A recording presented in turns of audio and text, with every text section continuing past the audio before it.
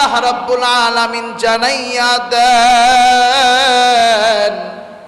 কাতাবনা আলা বনি ইসরাঈল আন্নাহু মান ক্বাতালা নাফসান বিগাইরি নাফসিন আও ফাসাদিন ফিল আরদ ফাকান্নামা ক্বাতালান নাসা জামিআ।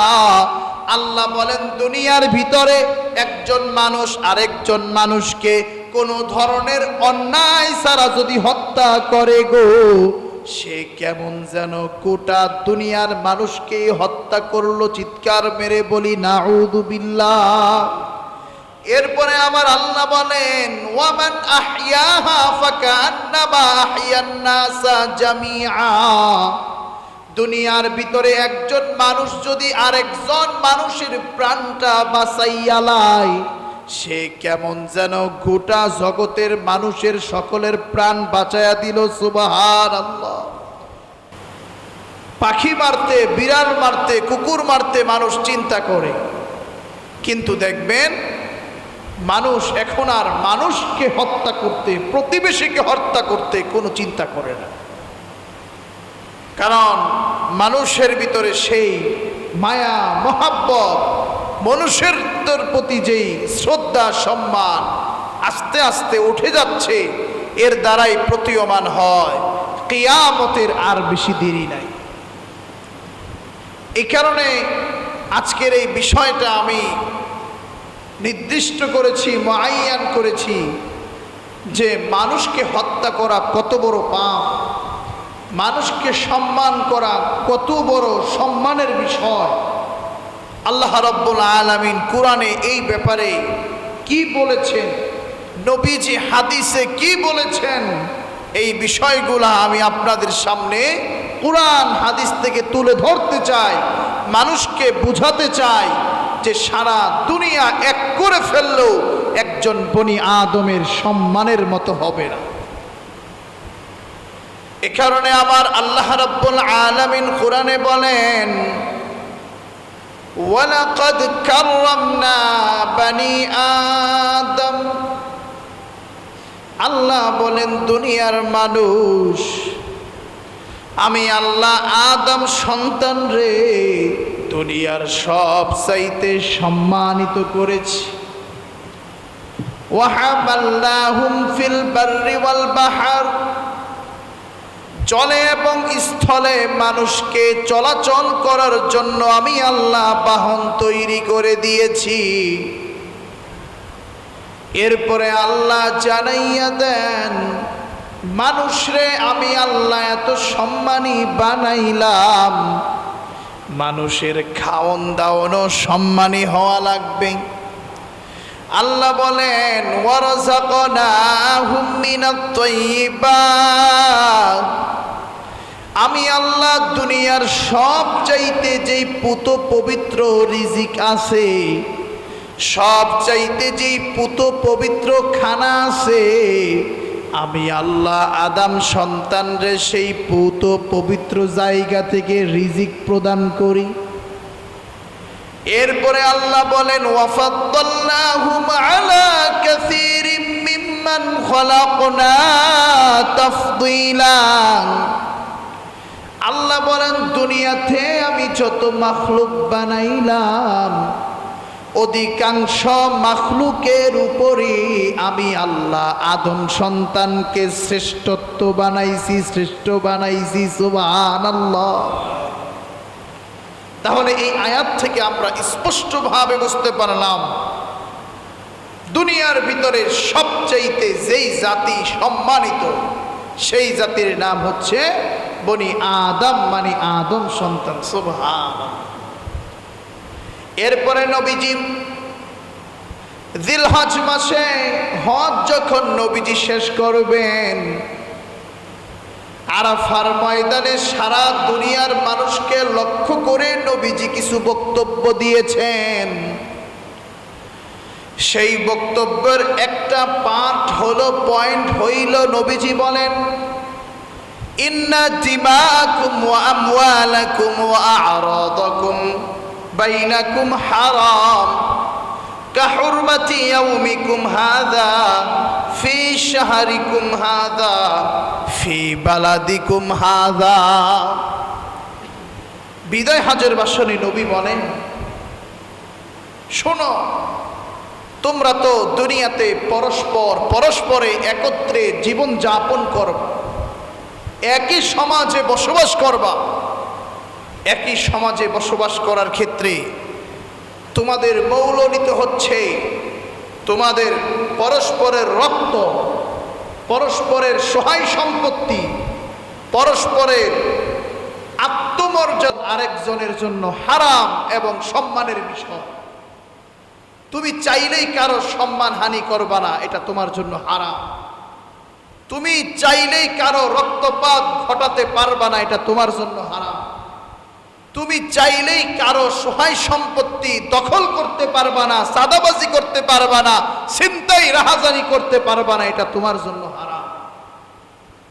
নবী বলেন, কেমন হারাম, কেমন সম্মানের বিষয় এটা?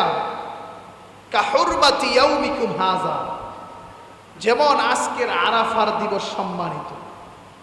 আরাফার দিন কতটা সম্মানিত এটা মানুষকে বোঝানো লাগে না। এরপরে নবী বলেন, ফি শাহরিকুম হাযা, এই জিলহজ মাস কেমন সম্মানিত এটা মানুষকে বোঝানো লাগে না। এই মক্কাতুল মুকাররমা দুনিয়ার মানুষের কাছে কেমন সম্মানিত এটা কাউকে বোঝানো লাগে না। এই মক্কা যেমন সম্মানিত, এই জিলহজ মাস যেমন সম্মানিত, এই আরাফার দিবস যেমন সম্মানিত, ওই রকম ভাবে তোমাদের রক্ত, তোমাদের মান সম্মান, তোমাদের সহায় সম্পত্তি ওই রকম ভাবে সম্মানিত। সুবহানাল্লাহ।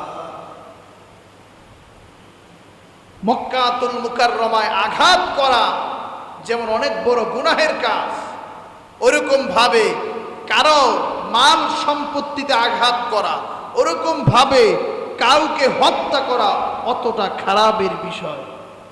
নবীজি কিভাবে উদাহরণ দিয়ে দুনিয়ার মানুষকে এটা বুঝিয়েছে কিছু, কিন্তু আজকে আমরা ক্ষমতার কারণে এই বিষয়গুলো বুঝতেই চাই না।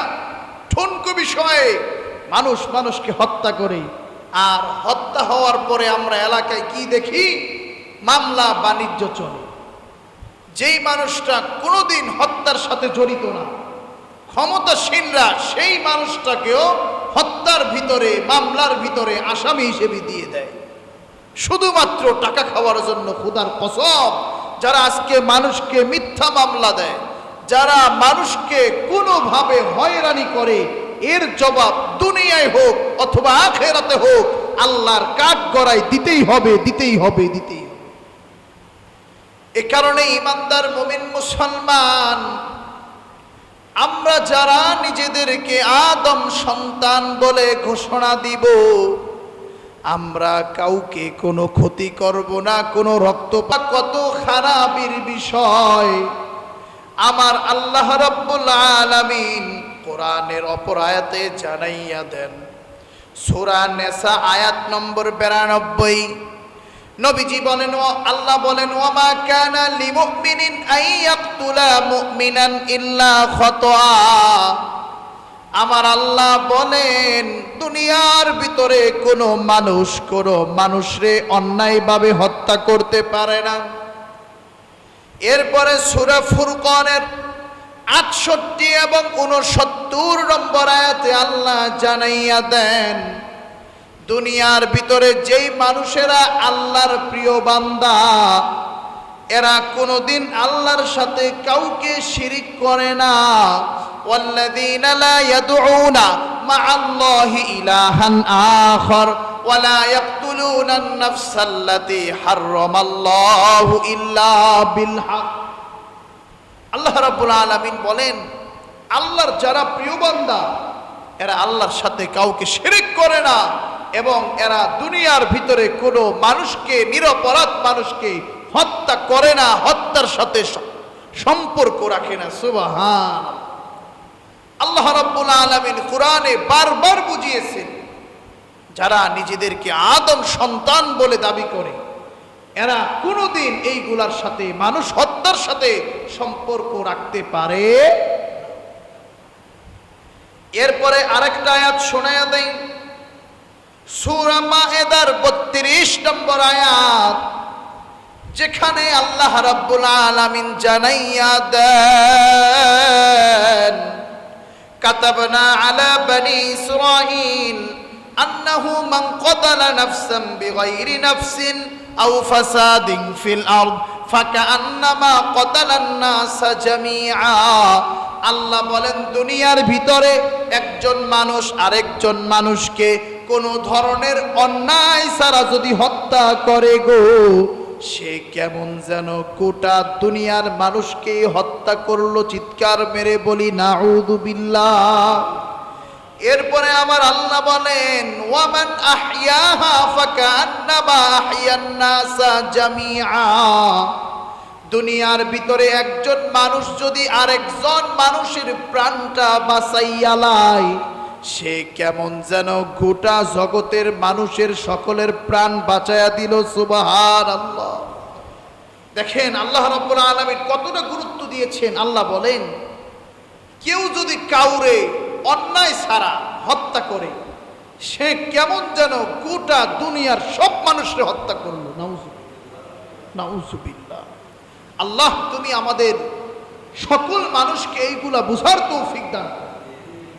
কিয়ামতের আগ মুহূর্তের সময় যে আমরা এসে পড়েছি, এর চাইতে বড় দৃষ্টান্ত হতে পারে না যে নবীজি বলেন, আমি এটাও হাদিস থেকে কোট করে জানায়া দিব যে কিয়ামতের আগে কি পরিমাণ হত্যাকাণ্ড, রক্তপাত, খুনাখুনি মানুষের ভিতরে বেড়ে যাবে। অপর হাদিসে নবী বলেন, বুখারীর 48 নম্বর হাদিস, নবী বলেন সিবাবুল মুসলিমি ফুসুক ওয়া কিতালুহু কুফরুন। নবী বলেন কোন মুসলমানকে গালি দেওয়া এটা হলো ফাসিকি। আমরা কথায় কথায় একজন আরেকজনকে অনেক সময় গালি দিয়ে ফেলি, বিভিন্ন খারাপ শব্দে হোক, মোটামুটি খারাপ শব্দে হোক, গালি দিয়ে ফেলি। নবী বলেন সিবাবুল মুসলিমি ফুসুক। একজন মুসলমানকে অন্যায়ভাবে গালি দেওয়া এটা হচ্ছে ফাসিকি। ওয়া কিতালুহু কুফরুন, এবং তার সাথে মারামারিতে লিপ্ত হওয়া এটা হচ্ছে কুফুরি। তাহলে বুঝেন নবীজি জাস্ট মারামারিতে লিপ্ত হওয়াটাকেই কুফুরি বলছে, সেখানে একজন মানুষ হত্যা করাটা এটা কত বড় পাপ। আর আল্লাহ রাব্বুল আলামিন তো কোরআনে স্পষ্ট জানায়া দিয়েছেন, যারা কোনো মুসলমানকে হত্যা করে পারস্পরিক দ্বন্দ্বে বিভিন্নভাবে, নবী বলেন তাদের ঠিকানা জাহান্নাম, তারা চিরতরে জাহান্নামে থাকবে। আল্লাহর ক্রোধ তাদের উপর সারা জীবনের জন্য থাকবে। এই আয়াত এবং কোরআন যদি রাষ্ট্রীয়ভাবে কোনো রাষ্ট্রে বাস্তবায়িত হয় এবং রাষ্ট্রের প্রধান থেকে শুরু করে সকল রাষ্ট্রীয় কর্মকর্তারা যদি এই হত্যাকাণ্ডের আয়াত এবং হাদিসের উপর মানুষকে গুরুত্ব দিয়ে বুঝায়, আশা করি মানুষ হেদায়েতের পথে আসবে। মানুষের ভিতরে যদি মনুষ্যত্ববোধ থাকে, যদি মায়া মহব্বত থাকে, একটু হলেও আমরা মানুষ হব। আমরা পারস্পরিক দ্বন্দ্ব, কলহ, ঠুনকো বিষয়ের কারণে একজন মানুষকে হত্যা করার মতো চিন্তা আমাদের মাথায় আসবে না, ঠিক কি? তুমি এই সকল মানুষদেরকে, আদালত পাড়ার এই সকল মানুষদেরকে আল্লাহ তুমি ভরপুর হেদায়েত দান করো। সকলেই জোরে পড়ি আল্লাহুম্মা আমিন। এরপরে নবীজি বলেন আরেকটা হাদিস, নাসাই শরীফের 3988 নম্বর হাদিস, নবী বলেন কতলুল মুমিনি আযমু ইনদাল্লাহ মিন যাওয়ালিদ দুনিয়া। নবী বলেন গোটা দুনিয়া ধ্বংস হওয়ার চাইতে আল্লাহর নিকট বড় হচ্ছে একজন মানুষকে হত্যা করা। আল্লাহর কাছে কতটা গুরুত্বপূর্ণ। আল্লাহর নবী বলেন গোটা দুনিয়া ধ্বংস হয়ে গেলেও আল্লাহর কাছে কিছু যায় আসে না, কোনো দাম নাই, কিন্তু এর চাইতেও বেশি দাম হলো একজন নিরপরাধ মানুষকে হত্যার সাথে জড়িত থাকা। তো এই কারণে সবচাইতে বড় বিষয় হচ্ছে যেখানে গ্যাঞ্জাম, মারামারি, হানাহানি, সেখানে আমরা কেউ থাকবো না। এ কারণে সবচাইতে ভঙ্গুর কারণ হচ্ছে এর একটা কারণ যেখানে হত্যা। আজকে আমি দেখতেছি একজন মানুষকে আমি পিটিয়ে মারতেছি, কিন্তু আজকে আমার বিচার হয় না ক্ষমতার কারণে, কিন্তু সাথে সাথে যদি আমার বিচারটা রাষ্ট্রীয়ভাবে লাইভের মাধ্যমে আমাকে কতল করা হতো, অন্যায়কারীকে যদি হত্যা করা হতো, দেখতেন সারা বাংলাদেশের হত্যাকারীরা, অন্যায়কারীরা অন্যায় করার আগে, হত্যা করার আগে 1000 বার ভাবতো আমি যদি কাউকে হত্যা করি, এই হত্যার বিনিময়ে কিসাস স্বরূপ আমাকেও হত্যা করে দিবে। এ কারণে আল্লাহ বলেন ওয়ালাকুম ফিল কিসাসি হায়াতুন, কিসাসের ভিতরে তোমাদের জন্য অনেক জীবন আছে। আপনি একজন অন্যায়কারীকে কিসাস স্বরূপ শাস্তি দিবেন, সারা দুনিয়ার অন্যায়কারীরা ঠিক হয়ে যাবে। আল্লাহ রাব্বুল আলামিন এই আয়াত এবং হাদিসগুলো আমাদেরকে বুঝার এবং মানার তৌফিক দান করুক। সকলেই জোরে পড়ি আল্লাহুম্মা আমিন। দেখেন কিয়ামতের আগের চিত্রটা কি হবে দুনিয়ার ভিতরে, এরকম 2টা হাদিস উপস্থাপন করে আমি আমার বক্তব্য শেষ করব ইনশাআল্লাহ। নবীজি বলেন ওয়াল্লাযী নাফসি বিয়াদিহি লা ইয়াতিয়ান্না আলান নাসি জামান। নবী বলেন শোনো আমার উম্মতেরা, এমন সময় আসবে, এমন সময় অচিরেই এমন সময় আসতেছে, লা ইয়াদরিল কাতিলু ফি আইয়ি শাইইন কাতালা। হত্যাকারী নিজেও জানবে না সে কি জন্য মানুষকে হত্যা করতেছে। একজন মানুষ আরেকজন মানুষকে যে হত্যা করতেছে, কি কারণে হত্যা করতেছে এটা সে জানবে না। ওয়ালা ইয়াদরিল মাকতুলু আলা আইয়ি শাইইন কুতিলা। এবং নিহত ব্যক্তি সেও বুঝবে না, জানবে না কি কারণে তার মেরে ফেলা হলো। সাহাবাই কেরাম বলেন ইয়া রাসূলুল্লাহ, ইয়া হাবিবাল্লাহ, শেষ জামানায় এত হত্যা হবে, ওই সময় কি মুসলমান কাফেরকে হত্যা করবে এরকম হবে? নবীজি সাল্লাল্লাহু আলাইহি ওয়াসাল্লাম বললেন ও সাহাবারা, না, ওই সময় মুসলমান কাফেরকে হত্যা করবে না, বরং মুসলমান মুসলমানকে হত্যা করবে, প্রতিবেশীকে হত্যা করবে, বাবাকে হত্যা করবে, চাচাকে হত্যা করবে, চাচাতো ভাইকে হত্যা করবে। এক কথায় নবীজি বুঝাইলেন ঠুনকো কারণে মানুষ মানুষকে হত্যা করবে, মুসলমান মুসলমান হত্যা করবে, ইমানদার ইমানদারদেরকে হত্যা করবে। এবার চতুর্দিকে তাকায়া দেখেন সেই সময়টা আসছে কি আসে। এরপরে সাহাবী বলেন ইয়া রাসূলুল্লাহ, সেই সময় এত হত্যা হবে, সেই সময় কি কোনো দুনিয়ার মানুষদের ভিতরে জ্ঞানী মানুষ থাকবে না? সেই সময় কি মানুষের ভিতরে জ্ঞান বুদ্ধি থাকবে না, ইলম থাকবে না, কোরআন থাকবে না? নবীজি বলেন সাহাবাই কেরাম শোনো, সেই সময়ে মানুষদের ভিতরে জ্ঞান আরো বেশি থাকবে, তবে মানুষ জ্ঞান পাপী হবে। সেই সময় আলেম থাকবে, কিন্তু আলেম টাকার বিনিময়ে হক কথা বলবে না। সেই সময় আলেম থাকবে, জুমার মিম্বার থাকবে, কিন্তু জুমার মিম্বার থেকে খতিব সাহেব নেতার চক্ষুর দিকে তাকায়া কোরআনের হকগুলা বলবে না। এ বাবা, সেই সময়টা এখন চলে আসছে। আমি আলেম চাকরির ভয়ে হক কথা বলি না, আমি ইমাম চাকরির ভয়ে সুদের কথা বলি না, ঘুষের কথা বলি না। আমি যেই লাইনে আছে সব লাইনে দেখবেন বর্তমানে কেউ হক কথা বলে না। নবী বলেন সব থাকবে, কিন্তু সবাই জ্ঞান পাপী হয়ে যাবে, কেউ জবান খুলবে না, সমাজের ভিতরে হক কথাগুলো প্রচার করবে না। এরপরে আরেকটা হাদিস শোনা যায়, নবীজি বলেন কিয়ামত ততক্ষণ পর্যন্ত হবে না। এই হাদিসে নবীজি কয়েকটা কারণ বলছেন। 1 নম্বরে নবী বলেন লা তাকুমুস সাআ হাত্তা ইউকবাদুল ইলম। ইলম যতক্ষণ পর্যন্ত উঠিয়ে না নেওয়া হবে ততক্ষণ পর্যন্ত কিয়ামত হবে না। ইলম উঠিয়ে নেবেন কিভাবে আল্লাহ, সেটাও আল্লাহ রাব্বুল আলামিন আল্লাহর নবী অপর হাদিসে বলছেন যে বড় বড় আলেমদেরকে ইন্নাল্লাহা লা ইয়াকবিদুল ইলমা ইনতিজাআন ইয়ানতাজিউহু মিনান নাস ওয়ালাকি ইয়াকবিদুল ইলমা বিকবজিল উলামা। বড় বড় উলামায়ে কেরামদেরকে উঠিয়ে নেওয়ার মাধ্যমে আল্লাহ রাব্বুল আলামিন ইলমকে উঠিয়ে নেবেন। এরপরে নবী বলেন ওয়া তাকসুরুজ জালাজিল। কিয়ামতের আগে অতিরিক্ত অতিমাত্রায় ভূমিকম্প হবে। অতিমাত্রায় কি হবে? ভূমিকম্প হবে। এ কারণে কিছুদিন পর পর আমরা ভূমিকম্পর চিত্র সারা দুনিয়াতে দেখতে পাই কি পাই। এরপরে নবী বলেন ওয়াতাকারাবাজ জামান। কিয়ামতের আগে সময় সংকীর্ণ হয়ে যাবে। আরে এই হাদিসের ব্যাখ্যায় মুহাদ্দিসিন বলেন, বছর চলে যাবে মাসের মতো, মাস চলে যাবে সপ্তাহের মতো, সপ্তাহ চলে যাবে দিনের মতো, দিন চলে যাবে ঘন্টার মতো, ঘন্টা চলে যাবে সেকেন্ডের মতো।